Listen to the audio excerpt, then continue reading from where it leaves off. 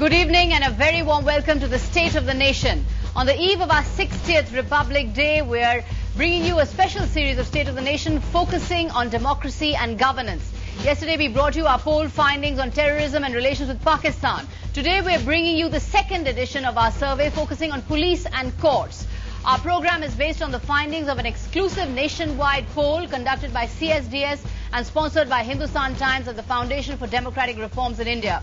We have surveyed 14,000 people across rural and urban India. So here are the main findings on our show tonight. 35% people say going to courts is too lengthy or too expensive. How much confidence do Indians have in the justice delivery system today? 41% say they have bribed the police. Is the Indian citizen oppressed rather than assisted by India's police? And joining us tonight to discuss these findings, Kiran Bedi, former IPS officer who needs no introduction actually. Vrinda Grover is here. She's a senior advocate of the Supreme Court. And Ashok Desai is joining us. He's a senior advocate of the Supreme Court as well. Thanks very much indeed for joining us. In fact, Mr. Ashok Desai, let me put the first question to you about the courts. That 35% are saying that the procedures of courts are too lengthy and too expensive for them to even approach the court. Now, on the 60th birthday of our republic, isn't this a really sad commentary on the very citadel that houses our democratic and constitutional dreams?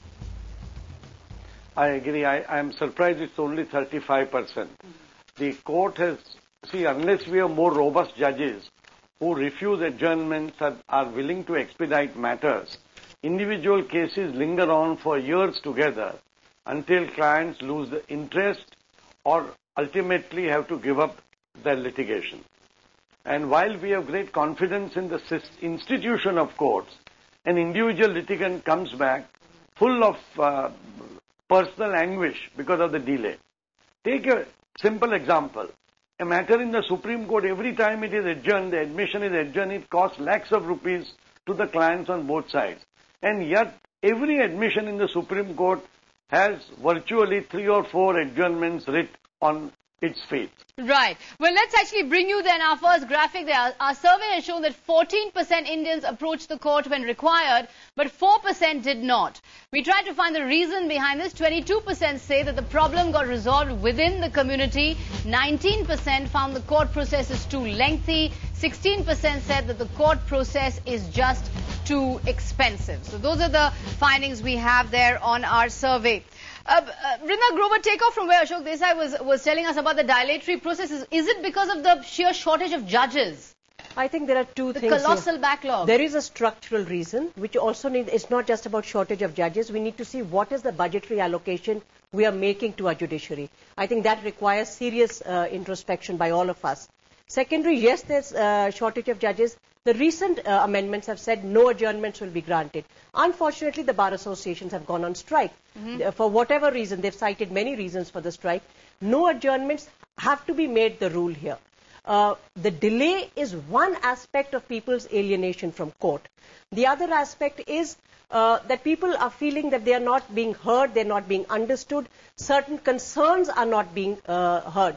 And that shift away from the constitutional principles may alienate large communities and not just individuals, and that could be very precarious for our system. Right, and there I would say there's a rich-poor bias, isn't there? Because there is a feeling that the rich can just get the justice they want. It's the poor that are at the receiving end of the court. It's the poor that don't get justice. Because the rich can afford to be getting heard.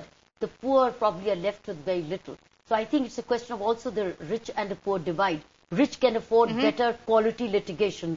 Poor are left with whatever is left out. Right. So that's why they get left behind. Right.